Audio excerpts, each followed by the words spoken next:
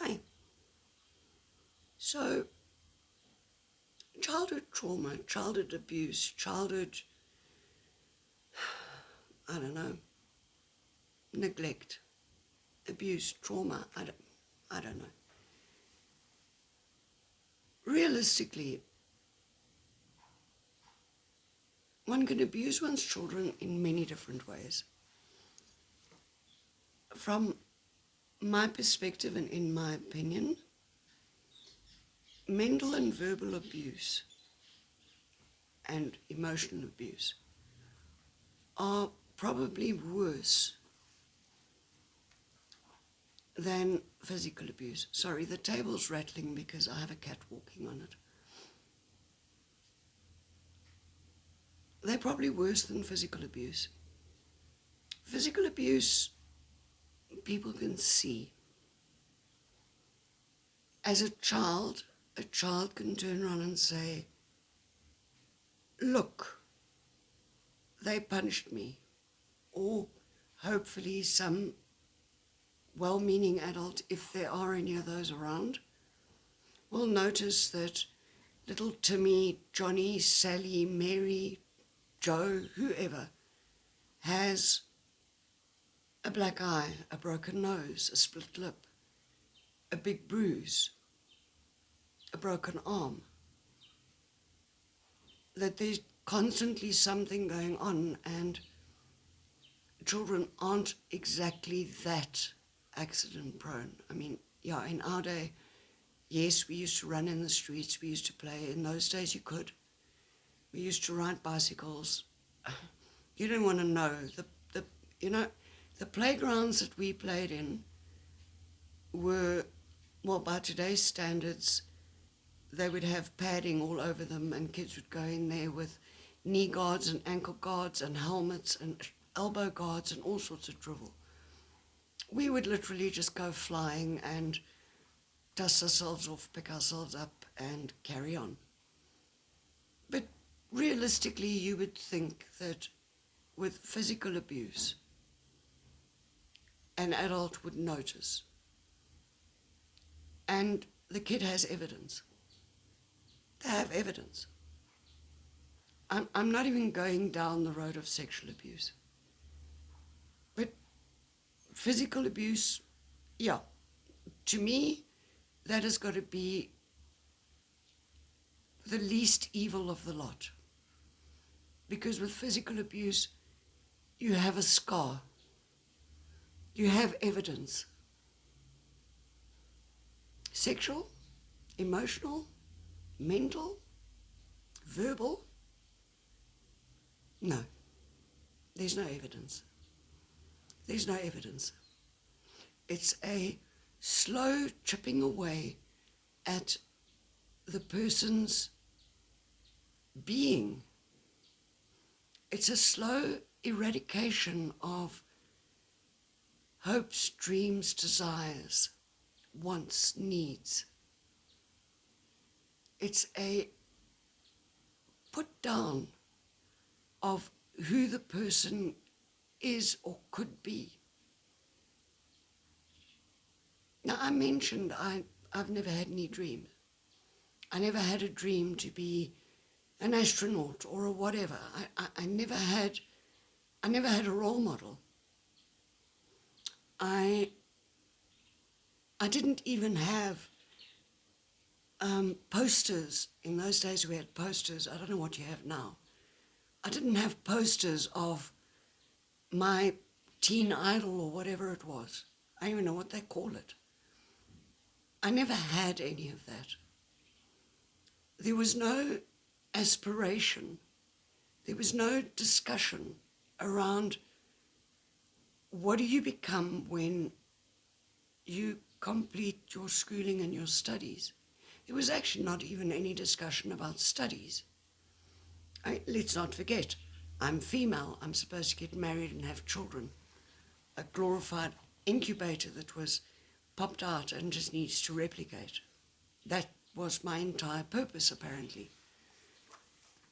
So, growing up, everything was some form of verbal, emotional, or mental abuse. And why am I on about this? Well, I hide. You're probably thinking, well, you're not hiding now. No, I'm not hiding now. But hell, it's taken a long time for me to stop hiding. And it always amused me as a kid, and I never understood why people couldn't see the obvious. But yeah, adults would say to me, do you do ballet? And I'd sort of look at them and say, no, why? What are you on about? Oh, you always walk on your tiptoes. Newsflash to all those adults. I tiptoed because it was quiet. I tiptoed because they wouldn't hear me coming. I tiptoed because I could sneak past them. I tiptoed because it was safe. It was safe. If you were not heard, you were not seen. So, yeah, I tiptoed. And I hid. And the parents, well, they did what they did. They literally did what they did. They carried on with their lives and had 4 walking around, I don't know, things, I suppose, who they had to waste money on to feed and educate. And where am I going with this? Well, childhood trauma. So I'm the youngest of the 4 siblings who were raised in the same household together. And people always say, oh, the youngest is so spoilt, and, the parents have learned how to deal with all the trials and tribulations and blah, blah, blah, blah, blah, and the youngest is always spoilt. No. The youngest is forgotten. That is my experience. The youngest is at the bottom of the food chain. The youngest gets the leftovers, gets the hand-me-downs. I mean, there was a stage where I was walking around in my oldest brother's clothing that he'd grown out of. So, yeah, it was all hand-me-downs. And it wasn't because they couldn't afford it. It was because they couldn't see any reason why a girl should have girls' clothes when the boys had already outgrown theirs. So we just handed it down. Also very practical. And frankly, I don't think my incubator wanted girls. I think she wanted to stop at the boys. In fact, I don't think she even wanted them. But that's just my opinion.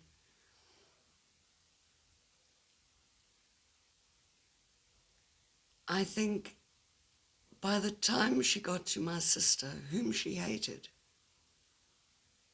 she'd had enough. And can you imagine detesting your baby? You're probably thinking, oh, how can you say that? No mother would detest their child. Yeah. My mother hated her. She hated her. I mean, this is a woman who, when her daughter phones her outside the emergency room of a hospital and says, Mom, can I please come back home? The so-called mom says, you made your bed, lie in it. This after her husband has beaten the living daylights out of her and she's landed in hospital. please don't tell me that that is someone who likes their children. Please don't tell me that that is someone who cares about their children. Because the parents who I've met who love their children will go to the ends of the earth to protect, love, and care for their children. They would never, ever turn away a child who asks if they can come back home after they've been beaten to a pulp. Everybody makes mistakes. Some mistakes are just a damn sight bigger than others.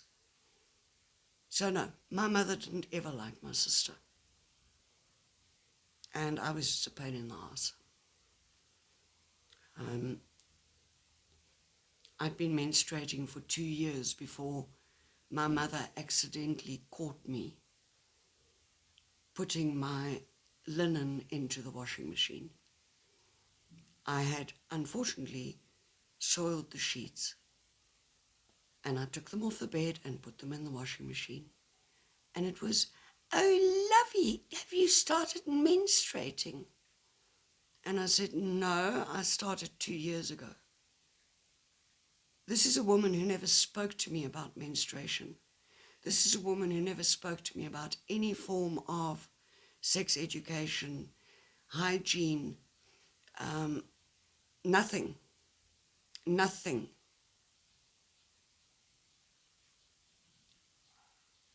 So childhood trauma, childhood abuse, neglect, mental abuse, verbal abuse, those things that you say that people never forget, those things that parents say to their kids that they never forget, those threats, the things that people do to people, they never go away. So I decide I'm going to dig into my childhood trauma. And I think I'm on the 5th video now or something stupid. And I promptly wake up and discover I have a basal cell carcinoma on my nose. How do I notice that? Well, I've had 2 of them. I've treated both of them. Medical professional treatment. So I recognized the blasted thing. And I thought back and I thought, well, hang on a minute, what is this? Where is this coming from? I wear sunscreen. Where is it coming from? And then I thought back and I thought, hang on a minute, last time I did anything even remotely close to this, I kept on breaking out in pimples. Yes, I'm a middle-aged woman who still gets pimples. I'm menopausal, post-menopausal. I don't even know what the hell I am anymore. I get pimples. And I thought, now, why on earth would that be? And I was chatting with my very learned friend who said, this has got something to do with your childhood. This has got something to do with being seen. You're supposed to be hiding. Your body is throwing up that you are not hiding. So effectively what my body is doing is it is showing muscle memory, cell memory. We know that all trauma is stored in the body. We know that all trauma is stored in the cells. It's one of the things with PTSD or CPTSD, and post-traumatic stress, is that flashbacks happen, and they happen in the body. Because your body doesn't forget. It stores the trauma. It stores the trauma. So, all my life, I tiptoed. because it was safe. I didn't make a big noise. I'm ridiculously quiet. You won't hear me eating. You won't. Okay, barring. No, never mind. I don't make a noise. I speak particularly softly. I'm not the loudest person in the room by any stretch of the imagination. When I am truly angry, truly, truly, truly angry, you will hardly hear my voice. That is how soft it'll become. You will know that I'm angry, but you will hardly hear my voice because I hide. So I started digging into the childhood stuff, and my body said, really? Really? You really? You're going to talk about this? Are you? Okay, watch. And it threw up that. It's apparently a squamous basal cell carcinoma, something like that. It's cancer. It's a tumor.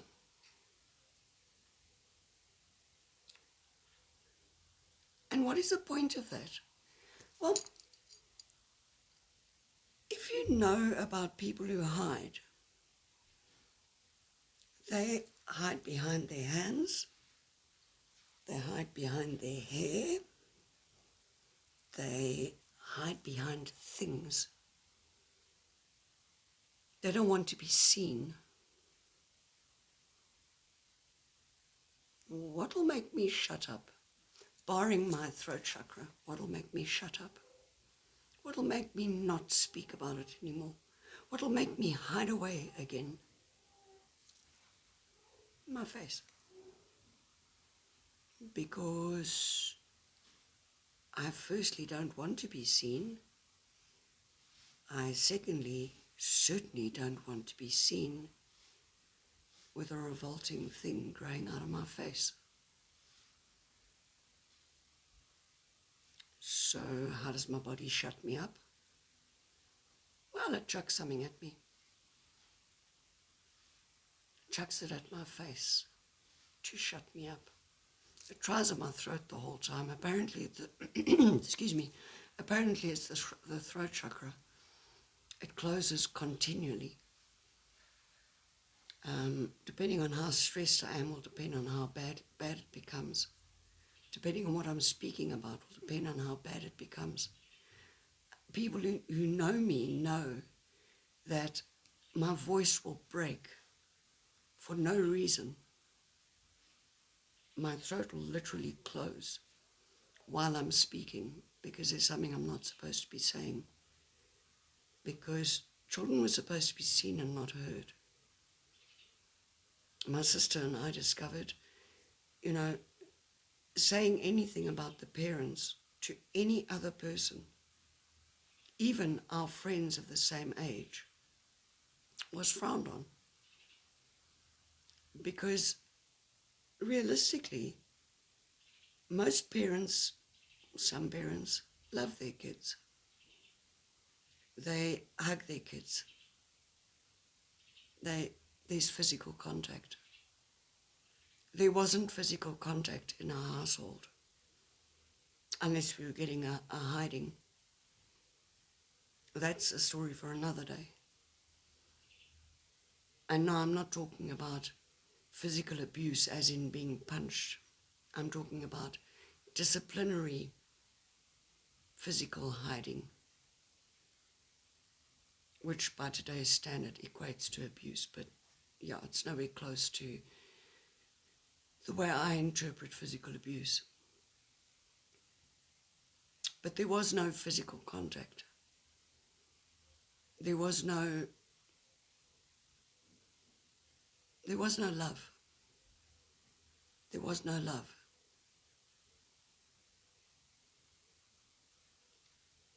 We weren't made to feel safe. children were to be seen and not heard, preferably not even seen. So as soon as I've started speaking, my body, trying to protect me, is trying to shut me up. Because my body remembers. My body remembers the hidings. You know, that punishment for misbehaving that nowadays they call physical abuse. In those days it was a hiding.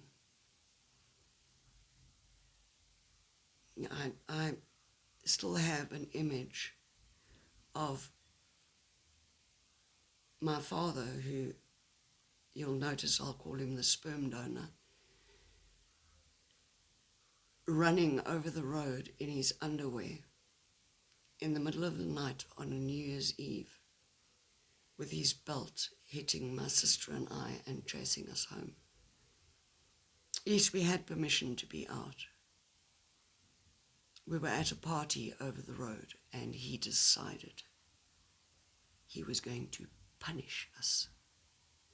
We were bad. It's actually funny, odd, I suppose. I used to have a nightmare in 2 parts, and it would repeat regularly. And it involved being chased by the sperm donor, being beaten by the sperm donor.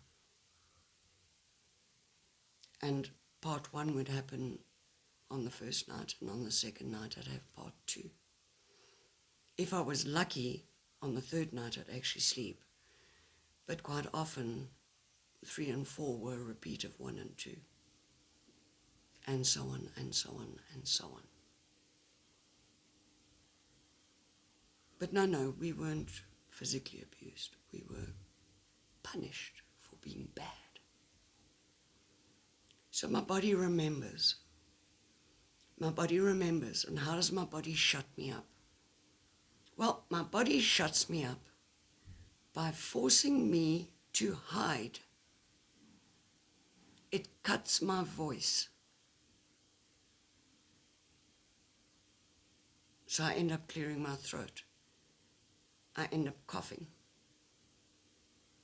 And right now it's decided it's going to throw up a tumor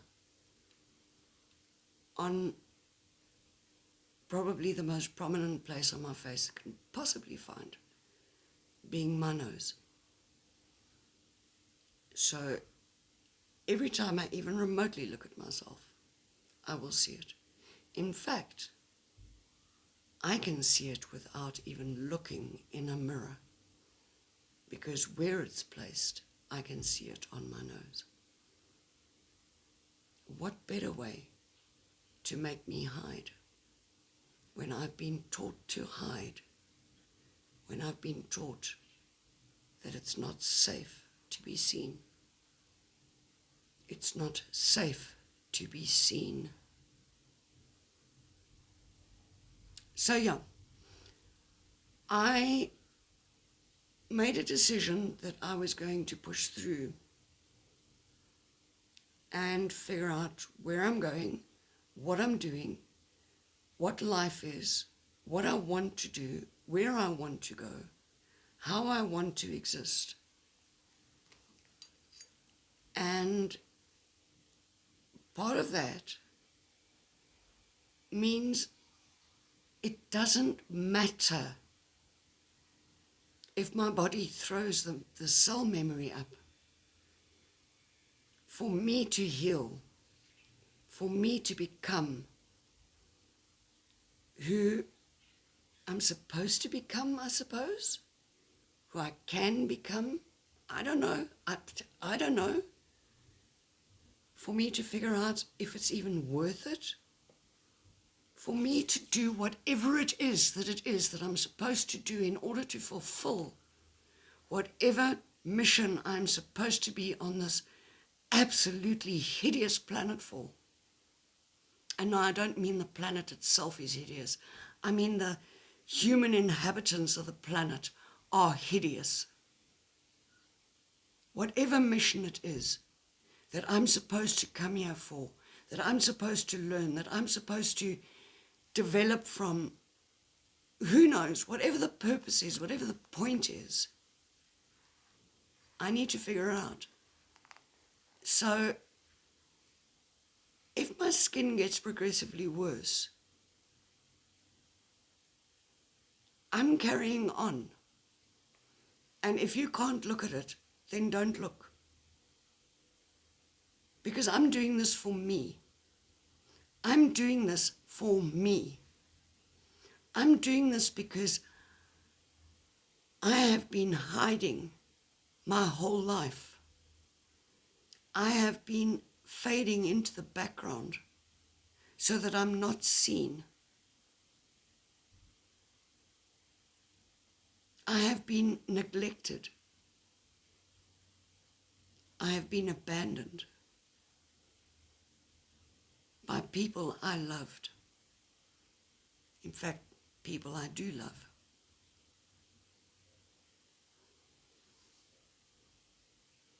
So for me, this is the tip of the iceberg. And I don't particularly care if other people can't stand what it looks like. Because I'm done hiding. And I'm going to figure out exactly who and what I can be and should be so that I can complete this mission on this planet and I never have to repeat the lessons again. Ever. As in, ever. Anyway, that's me for today. Hopefully you won't be too revolted. Maybe at some point I'll put some makeup on it and hide it. Maybe I won't. Maybe it'll go away all on its own when it realizes that it's not going to stop me. Maybe. Maybe it will, maybe it won't. Me? I'm here to stay until I complete this mission. I'm here to stay until I figure out where, what, when, how, why. Anyway, have a great day now.